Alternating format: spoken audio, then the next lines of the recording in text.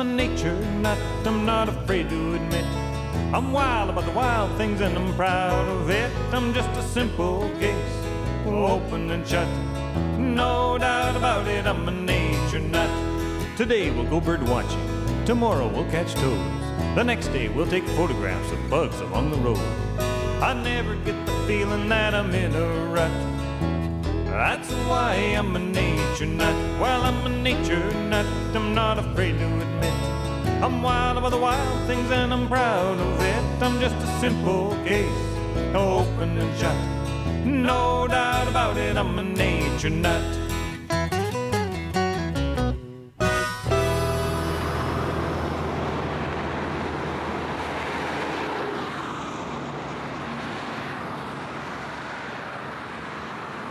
Well, hello there, nature nuts. Welcome to a beautiful day in the Canadian wilderness.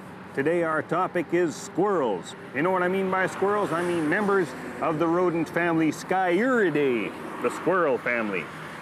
Let's start out with, have a look at the top of that retaining wall there. There's a squirrel. It's a big squirrel. It's about this big, and it's not a typical squirrel. It's a groundhog, which is also called a woodchuck, which is a member of the squirrel family. It's also a member of the marmot genus, and for some reason marmots, I don't know where they live in the wild, because I always see them on the top of retaining walls. Here in, this part of the world, you see woodchucks. In the mountains, you see hoary marmots. They love retaining walls. You'd think that they'd be, road killed quite often, but they like to stay up there and just watch the traffic all day going by. It's quite pleasant for them. Anyway, you know what squirrel means? Squirrel means the creature that lives in the shadow of its own tail. This guy would have to contort quite peculiarly to live in the shadow of his own tail, his very short little stubby tail. Why don't we go find some more typical squirrels with big bushy tails, tree squirrels. Get away from this congestion.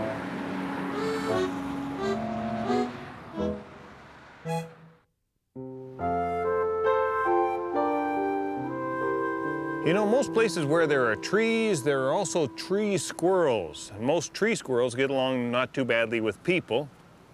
Here where I live, the tree squirrel is the red squirrel. It's also called the chicory. And if you wander into its territory, you'll find out why it's called the chicory, because they're very grumpy squirrels. They stamp their feet, they scold you with this kind of, well, that's a terrible imitation, but chicory kind of call. Very typical tree squirrels with a big fluffy tail that throws a nice shadow. Maybe we'll find one in here someplace.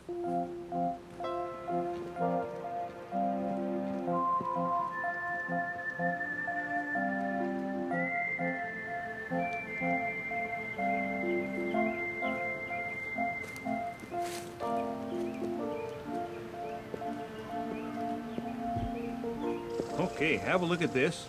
This is definite squirrel evidence, and I can hear one off in the background too. This is a midden, and a midden is just slightly warmer than a glove, if you know what I mean. Actually, a squirrel midden is the kind of a place where squirrels come to store food, in this case spruce cones, and you can see here all of these scales have been removed from spruce cones. They eat them like corn on the cob. They get at the seeds inside, and these are very fresh looking scales too, so there has to be a red squirrel around here someplace.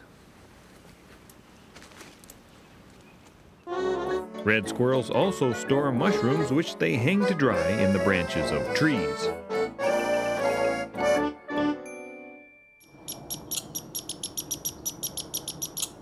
Okay, well these red squirrels, we think of them as typical squirrels, but let's just review the squirrel family quickly here. On the one hand, you have your flying squirrels, and if we're really lucky, we'll find a flying squirrel today. They don't really fly, but we'll get to that. They glide. And then on the other hand, you have all the rest of your squirrels.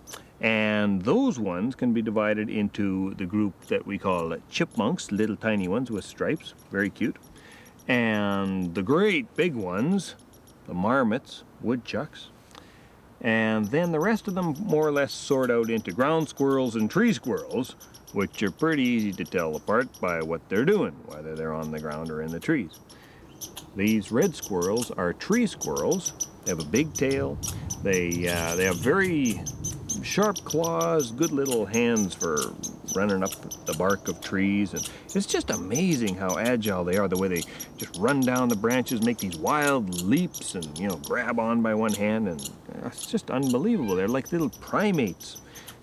Then you'll see them gathering food for the winter, storing it in their middens. In the wintertime, you'll see them going to these middens and eating the cones, gathering nest material, prancing about in the snow. And they're active on all but the most fiercely cold days, when they'll stay in their little nests in tree cavities, or sometimes they make a nest out of, well, stuff, shredded bark and grass and stuff. They weave it all together. Very nice. Nice little nests. And you can't help but like squirrels, red squirrels, although I guess some people don't like them that much because they do get into bird feeders.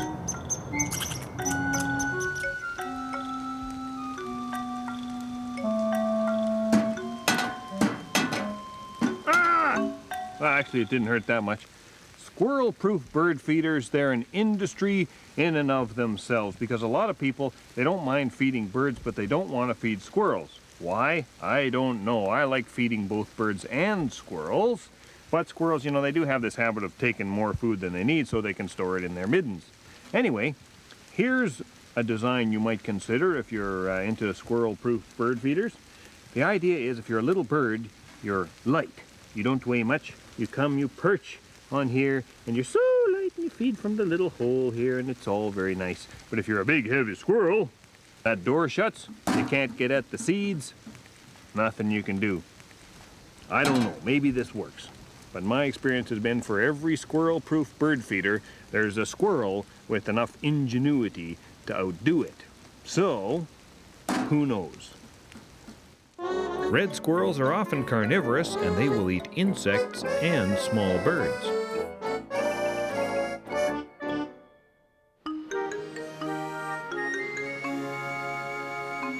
I am surrounded here by Richardson's ground squirrels, and if you like squirrel watching, this place, it's just heaven. There must be hundreds of them here. This is a big colony.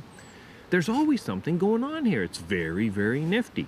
The young ones are, well, they're generally kind of, friendly with each other, but these Richardson's ground squirrels, as a rule, don't get along very well. It's kind of like people, you live in big groups, but you don't always get along that well. Let me explain to you how it works. The young ones, when they're this age, they're quite social. You'll see them grooming one another and things like that. But pretty soon, as they get a little bigger, the male youngsters will be driven out. They've got to leave town. And among the female youngsters, they're welcome to stay, but this is not just one big happy group here. It's a number of smaller groups based around adult females, the mothers, and the mothers and their daughters form one sort of little territory in one family unit, and they don't get along with the next mother down the street and her daughters. And if you watch them long enough, you can start seeing these little chases and fights and interactions. Very interesting. They're always squeaking, and that's a way of keeping in touch with one another. When they see a predator, they'll go down the hole and they'll give a series of squeaks, sort of twee, twee, twee, twee. And you watch a place like this long enough and you're bound to see some predators too. Red-tailed hawk playing in the wind up there, and we've seen a few Swainson's hawks. Those things make these ground squirrels nervous. And when they're nervous, they flick their tail. That's one common name for them, is flicker tail. They've also, around here at least, they've pretty well been stuck with the name gopher.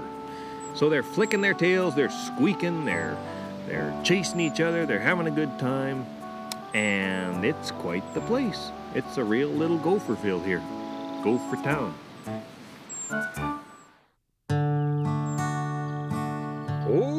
Okay then, let's get clear on what we're talking about when we say the word gopher. What is a gopher? Well, let me tell you, most of the stuff that we call gophers are not gophers. The basic rule is, if you can see them, it's not a gopher. It's probably a ground squirrel, because a ground squirrel is the proper technical name for these things, and the ground squirrels come out of the ground. They're squirrels, run around and dig holes. And the thing that's really a gopher is a pocket gopher, and it never comes out of the ground, at least almost never. And it does stuff like this, pushes up dirt into these mounds that have no hole in them because they don't have to come out of the ground. That's a pocket gopher. Now, of course, then there's also the problem that a lot of people call pocket gophers moles, but they ain't moles either. Moles eat bugs, gophers eat plants and stuff like that. Yeah, so you got that straight. There's gophers, which are pocket gophers, then there's ground squirrels, which are squirrels, and then there's moles, which are nothing that we're really concerned about right now. If you're watching this on closed captioning, by the way, the closed captioning gal, sometimes she types in pocket golfer, which I think is just the goofiest thing. Who ever heard of a rodent that could golf? Especially a pocket-sized one. Boy, if they start that up, it's going to be some big trouble for the rest of us. Marmots are the biggest squirrels, and the biggest can weigh 8 kilograms or 16 pounds. Well, now I want to show you a flying squirrel. Flying squirrels are certainly the weirdest of all the squirrels. They're weird for a couple of reasons. For one thing, they only come out at night. Most squirrels come out in the daytime, and at this time of day, they are in their holes. Usually it's a hole in a tree, but in this case, it's a bird nesting box. If you want to know if there's a flying squirrel in a hole in a tree, here's what you do. Get yourself a stick, bang on the tree, and you call out, "Any squirrels here today?" And there you go, a flying squirrel. Now have a look at it, because it won't be out for long. It's a beautiful, very soft looking squirrel with huge eyes for night vision, and a very kind of cuddly look because of the furred membrane between the front and the hind legs, and that it makes a nice sort of a fur robe look to the squirrel. And they use that not to fly, but to glide. They should be called gliding squirrels, another one of those animal names that's, a little bit misleading, but what the heck, it's beautiful. They glide like a paper airplane, just from tree to tree, very graceful. Oh, there she goes back into the box. A brief look, but a beautiful look at a very cool kind of squirrel. The northern flying squirrel in this case. A real crowd pleaser. The giant flying squirrels of Asia can be more than a meter long and weigh 2.5 kilograms. That's 3 feet long and 5 pounds.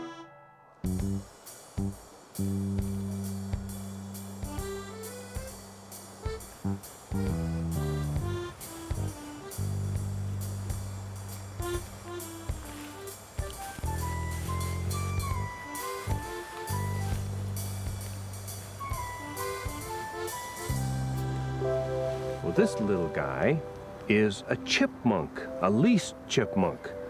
Chipmunks are, at least around here, the smallest members of the squirrel family, as well as the cutest members of the squirrel family. Now, I don't know why they're cuter than the cutest tree squirrels and flying squirrels and ground squirrels, but to my eye, they are fiercely cute. It might be their stripiness.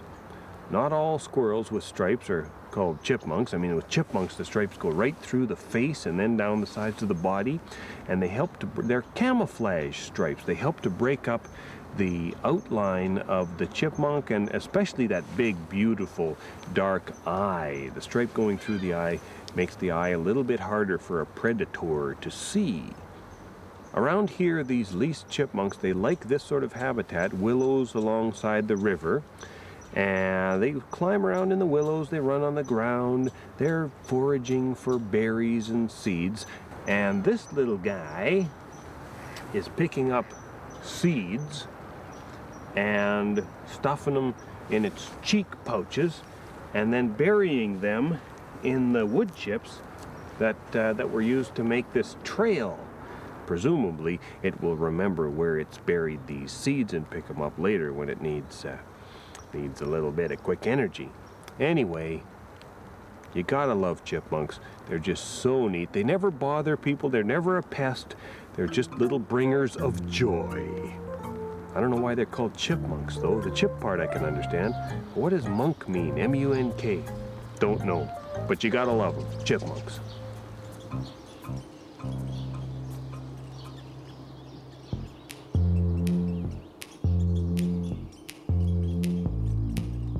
How much wood would a woodchuck chuck if a woodchuck could chuck wood? I'm feeling squirrely, hopping and a bopping with a spring. I'm feeling squirrely, so wacky that it makes me wanna sing. Oh, how much wood would a woodchuck chuck if a woodchuck could chuck wood? Some say gophers are a cruel joke. Well, don't fix the gopher if the gopher ain't broke.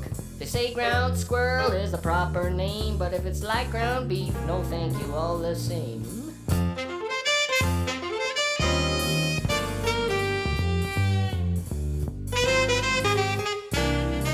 How many girls would a ground squirrel whirl if a ground squirrel could whirl girl?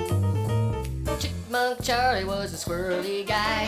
He chased chipmunks in a suit and tie. I say, he'd say, really like their stripes. So he prowled around the bushes where it takes all types. I'm feeling swirly, a weenie and a zingy in the spring. I'm feeling swirly, so wacky that it makes me wanna sing. How many hunks would a chipmunk flunk if a chipmunk could flunk hunks? Is a groundhog a marmot? Is a marmot a squirrel? Is a sheep a goat? Or is a twist a curl? Is a chuck a monk? Or is monk a priest? Give me an answer at the very least, yeah.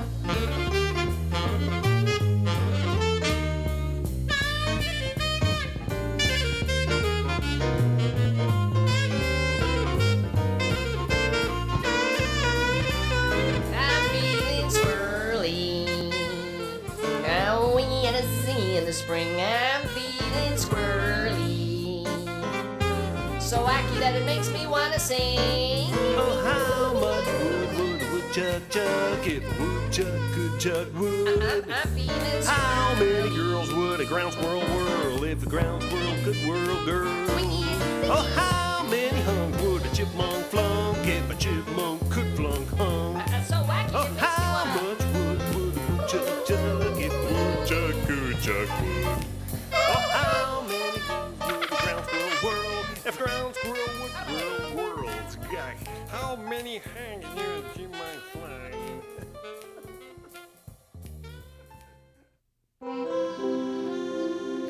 Okay, well, welcome to the Valley Zoo, and here we have another kind of squirrel with a problematic name. I mean, these things are called prairie dogs, but of course they're not dogs at all. Dogs are carnivores, and these are squirrels.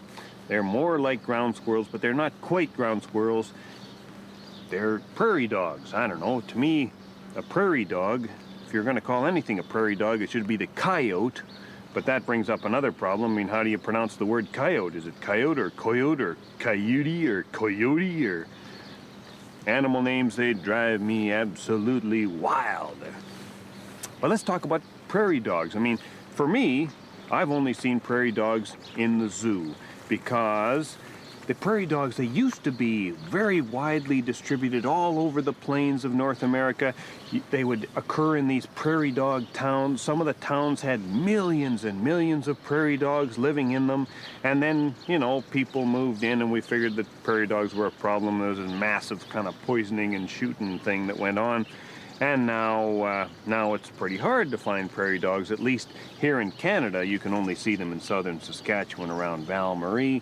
And in the States, they have more of them. But still, not like the old days, not like the good old days, when the prairie dog towns, they would be homes for not just these prairie dogs, but they also provide homes for other things like burrowing owls would live in prairie dog burrows, and the black-footed ferret would, of course, feed on the prairie dogs and live with them. Most of those critters can get along fine with the Richardson's ground squirrels, but some, like the black-footed ferret, as the prairie dogs became more and more scarce, the ferrets have gone almost to the edge of extinction. which is kind of a shame. But it's still nice to see them at the zoo. They're a great zoo critter, good-looking critters. They're a little bit nervous about me and a little bit nervous about our camera, but I like them nonetheless. Prairie dogs, a bit of our prairie heritage here in North America.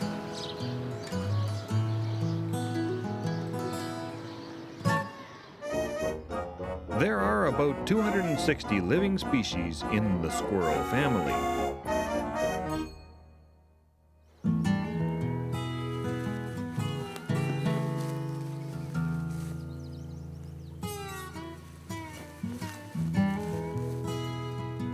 Don't believe anything you hear on the other side of that fence.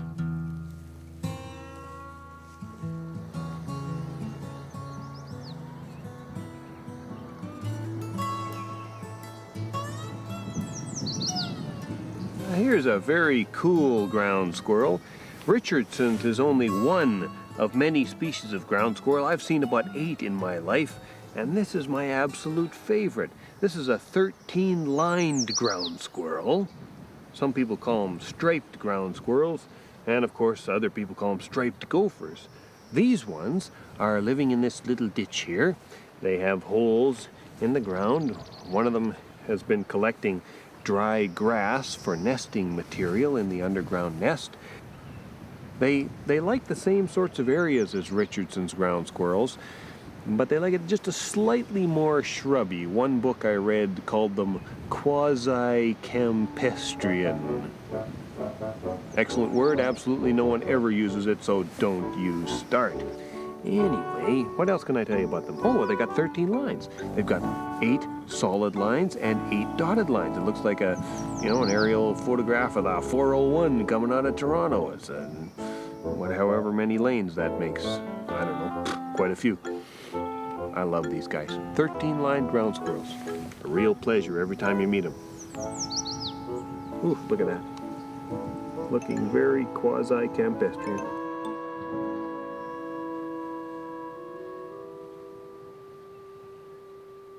You know, I probably shouldn't do this. I'll get nailed by a red-tailed hawk. I think I'm a giant purple ground squirrel.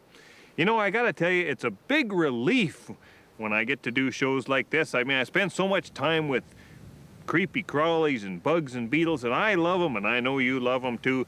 But you gotta admit, it's nice to spend a little time with the warm, fuzzy critters from time to time. So I've enjoyed myself. I really like squirrel family animals. Squirrels that live in the ground, squirrels that live in trees, daytime squirrels, nighttime squirrels, summer squirrels, winter squirrels.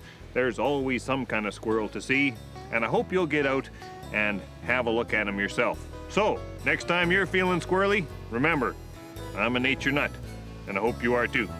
See you next time.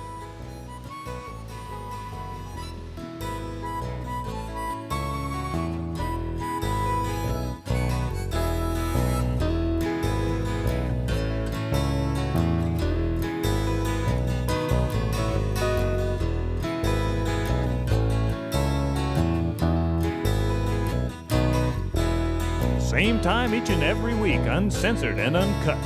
No doubt about it, I'm a nature nut.